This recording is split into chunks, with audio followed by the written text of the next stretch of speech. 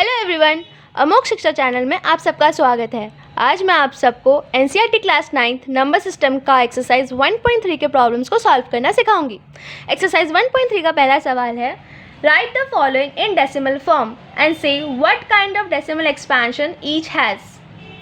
हमें सारे फ्रैक्शंस दिए हुए हैं और हमें इन सबको डेसिमल में कन्वर्ट करना है और हमें ये बताना है कि जो डेसिमल्स निकल के आए हैं उनका एक्सपेंशन कौन से फॉर्म में है। डेसिमल एक्सपेंशन दो फॉर्म में होते हैं। नंबर 1 टर्मिनेटिंग और दूसरा होता है non terminating. Terminating word terminate से आया है, जिसका मतलब होता है टू एंड। जब हम फ्रैक्शंस को डेसिमल में कन्वर्ट करेंगे बाय डिवीजन मेथड, अगर उसमें कोई भी रिमाइंडर ना हो तो हम कहेंगे दैट फ्रैक्शन इज टर्मिनेटिंग। और अगर हमारे पास ऐसा कोई फ्रैक्शन आए जिसका डिवीजन करने से हमारे पास रिमाइंडर बचता है तो हम क्या बोलेंगे, नॉन टर्मिनेटिंग। नॉन टर्मिनेटिंग का मतलब ही होता है टू नॉट एंड, जो कभी ख़त्म ना होने वाला, मतलब हमारे पास कोई ना कोई रिमाइंडर ज़रूर बचा रहेगा। फर्स्ट क्वेश्चन करते हैं। 36/100। हमारे पास नीचे 2 ज़ीरो है, ऊपर 36 है, तो ऑब्वियसली अगर हम इसको डेसिमल में कन्वर्ट करें तो हमारे पास 2 ज़ीरो नीचे है, तो हमारे राइट हैंड साइड के 2 नंबर से पहले डेसिमल बैठ जाएगा, तो हमारे पास ये आ जाएगा 0.36। तो ये 0.36 क्या है, टर्मिनेटिंग। नेक्स्ट पार्ट करते हैं। 1/11, इसको डिवीजन मेथड से करते हैं। तो हम करते हैं 11 1। हम देख पा रहे हैं कि 1 छोटा है 11 से, तो हम डेसिमल पुट करेंगे, यहाँ पे आएगा 0। फिर भी 10 छोटा है 11 से, तो हम क्या करेंगे, यहाँ पे एक और 0 बैठाएंगे और यहाँ पे आएगा 100। 9 × 11 = 99। फिर से 1 आएगा, फिर से डेसिमल के कारण 0 आएगा, एक और 0 बैठाएंगे तो 100 आ जाएगा, फिर से 9 बैठेगा, तो हमारे पास क्या आएगा, 99। अब हम देख पा रहे हैं कि इधर भी हमारे पास 1 रिमाइंडर आ रहा है, जो जहाँ से हमने स्टार्ट किया था। जब हमारे पास ऐसा कोई सिचुएशन आता है जब चाहे हम जितना भी करने की कोशिश करें वो ख़त्म नहीं हो रहा और हमारे पास हमेशा रिमाइंडर बच ही रहा है, तो हम बोलेंगे कि दिस इज़ नॉन टर्मिनेटिंग। क्योंकि 1/11 = क्या है हमारे पास, 0.09, और इसके ऊपर हम एक बार पुट कर देंगे। बार का मतलब होता है कि ये वाला नंबर बार बार रिपीट हो रहा है, हमारे पास ये वाले नंबर्स बार बार रिपीट हो रहे हैं, तो इसलिए हम इसे कहेंगे क्या, कि this is non terminating. Next part करते हैं। नंबर थर्ड है, दिया गया है हमारे पास मिक्स फ्रैक्शन 4 1/8। इसको फ्रैक्शन में कन्वर्ट करने से हमारे पास क्या आ जाता है, 8 × 4 होता है 32, 32 + 1 33, 33/8। अब इसको डिवीजन मेथड से डेसिमल में कन्वर्ट करते हैं। 8 × 4 = 32, 1.0, 8 × 1 8, 2, डेसिमल के कारण 0 आ जाएगा, 8 × 2 = 16, 4, डेसिमल के कारण 0 आ जाएगा, 8 × 5 = 40। हमारे पास कोई भी रिमाइंडर नहीं बचा, तो हम क्या बोलेंगे, 33/8 = 4.125 एंड इट इज़ टर्मिनेटिंग। इसका डेसिमल एक्सपेंशन कौन से टाइप का है, टर्मिनेटिंग टाइप का। नंबर 4 करते हैं। नंबर 4 है हमारे पास 3/13। इसे भी डिवीजन मेथड से करते हैं। 13 3, डेसिमल 0, 13 × 2 = 26, 4, डेसिमल के कारण 0 आ जाएगा, 13 × 3 = 39, 1, डेसिमल के कारण 0, बट ये छोटा है तो फिर से हम यहाँ पे 0 बैठाएंगे, 100, तो हमारे पास क्या आएगा, 7, 91, 13 × 7 = 91 होता है, 9, 90, 13 × 6 = 78,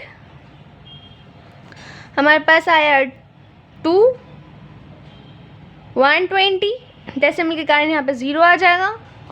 फिर आएगा 13 इंटू 9 क्या होता है हमारे पास 117। तो हमारे पास क्या आ जाएगा 3।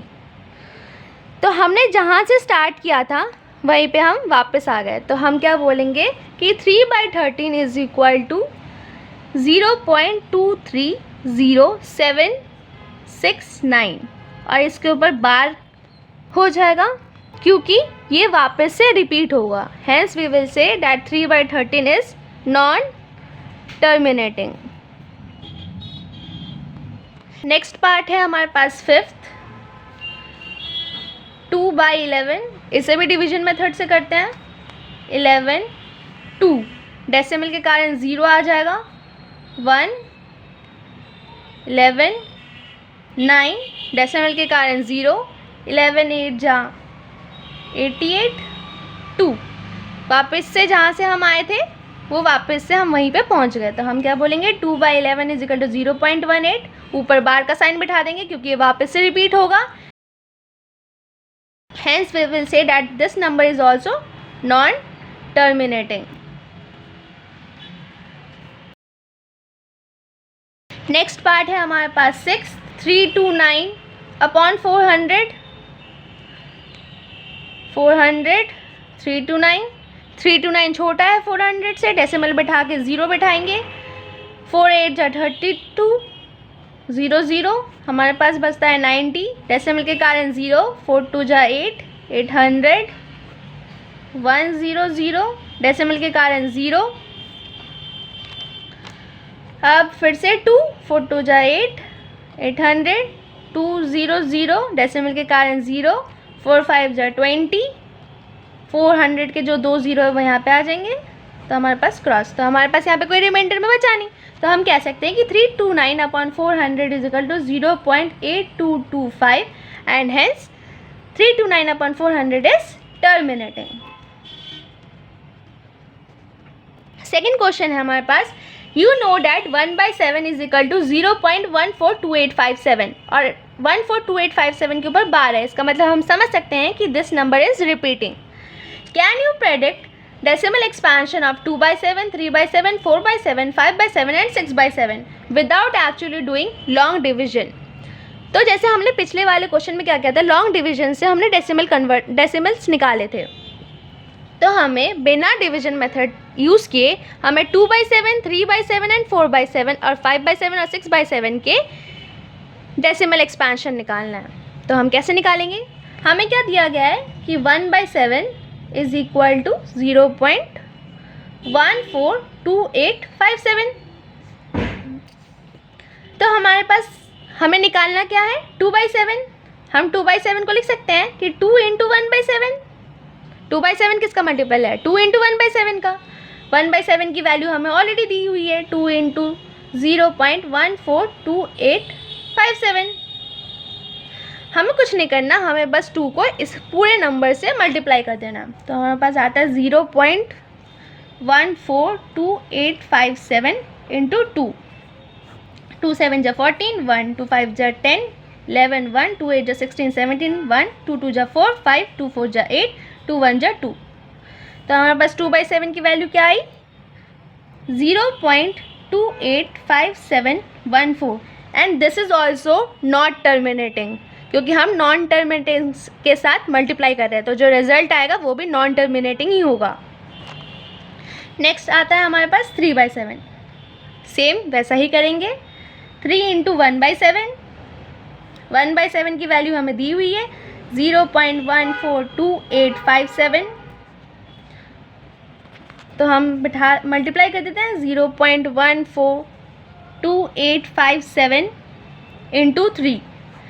3 7 जा 21, 2 3 5 जा 15 16 17, 1 3 8 जा 24, 3 2 जा 6 7 8, 3 4 जा 12, 1 3 1 जा 3 4। तो हमारे पास क्या निकल के आता है 0.428571 and the result will be also non terminating. Next हमें क्या निकालने के लिए बोला है 4/7। वैसे ही सेम 4 इंटू 1/7, 1/7 की वैल्यू दी हुई है 0.142857, मल्टीप्लाई कर देते हैं 0.142857 इंटू 4, 4 7 ज़ा 28, 2 4 5 ज़ा 20, 22, 2 4 8 ज़ा 32, 34, 3 4 2 ज़ा 8, 9 10 11, 1 1 4 4 ज़ा 16, 17, 1 4 1 ज़ा 4 5। हमारे पास क्या आगे क्या निकला 0.571428 and the result will be non terminating. आप इसी मेथड से 5/7 और 6/7 आप निकाल सकते हैं। You will get to see next questions of exercise 1.3 in the next video of my YouTube channel. Thank you.